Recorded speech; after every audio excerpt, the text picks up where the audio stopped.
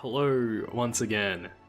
We have made it through the absolute gauntlet of Wonder Festival stuff, and I guess everything Wonder Festival adjacent. So I kind of just wanted to make a video like this where I kind of just talk about my thoughts and feelings about how all the events went, what all my highlights were from the events, and I don't know, whatever else comes to my mind. I just want to rant and chill.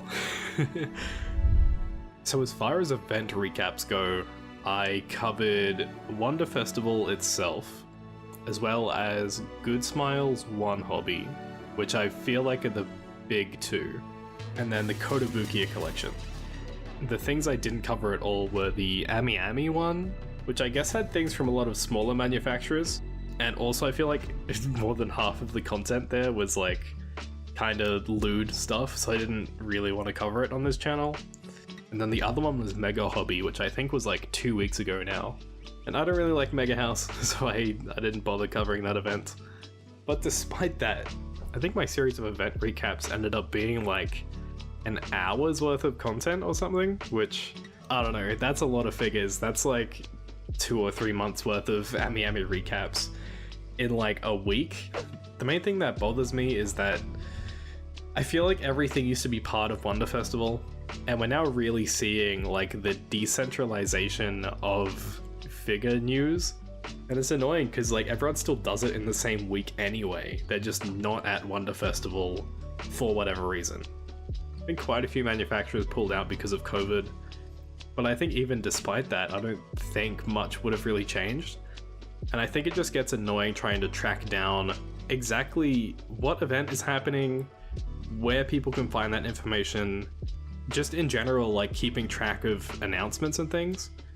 I feel like if anything, moving forward, we're going to see manufacturers split out into their own events, which I just feel like it's annoying. The information needs to be handled better.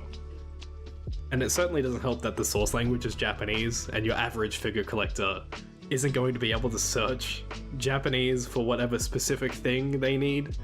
So I think that's something my event recap series helps, because finding information about something in a different way is just, it's kind of obtuse.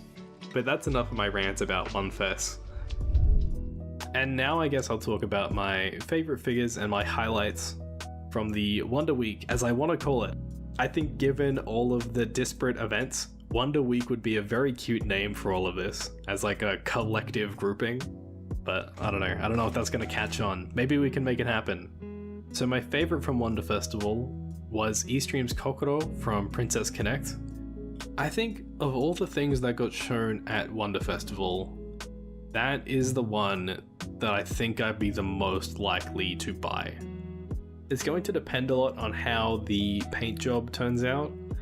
From what I've seen from Eastream, I find that they rarely go above and beyond on the paintwork. It's usually what they do to the base and the effect parts that makes them stand out amongst the crowd of everything else that looks kind of boring in comparison.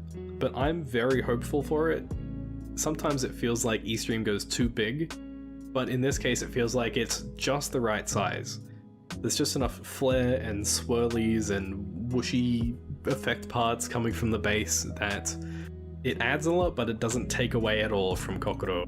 I think it's going to really enhance how this looks rather than distract. So that is totally my favorite from Wonder Festival. I think the only other honorable mention for me is Spiritail's Toga. I just really love the base.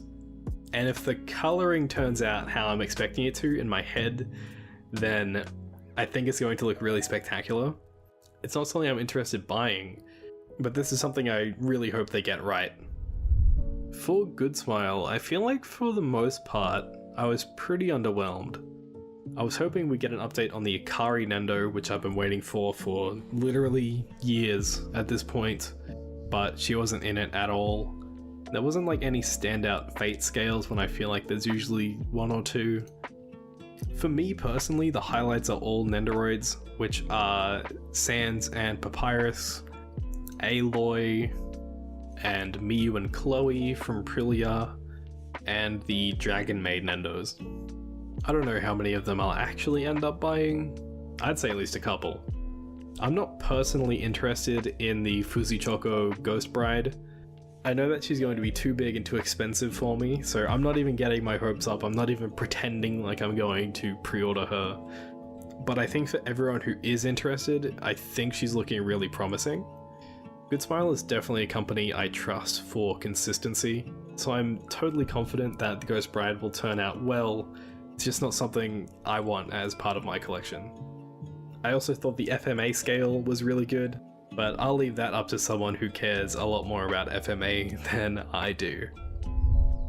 I think the Amiami event had a lot of interesting prototypes. We did get the follow-up on that render we saw a while back. This has to be one of the coolest figures I've ever seen. Seeing it actually sculpted is pretty crazy.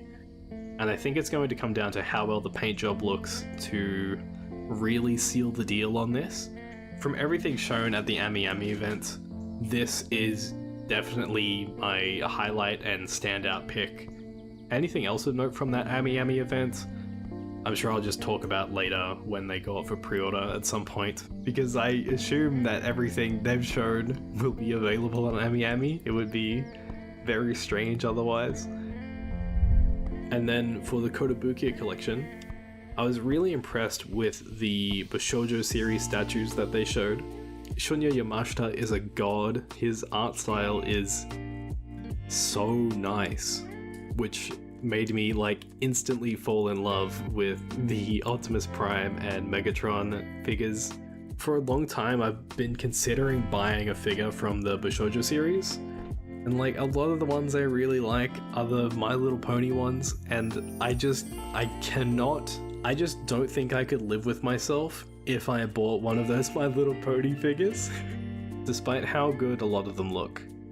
So yeah, there's a lot of good ones, but my favorite announcement was definitely Megatron. The character design looks so good. I already know I like Koto, so it's just a matter of them making something that resonates with me enough for me to actually buy. I think Megatron is it. And with that, I guess we've come to the end of the video. If this is something you'd like to see me do after like a batch of events, or maybe after a bunch of Amiami recaps, let me know down in the comments. If you did like the video, remember to give it a thumbs up, and if you're not already, I would love it if you subscribed to the channel as well. This has been the Ando Experience, and I'll catch ya in the next one. Bye!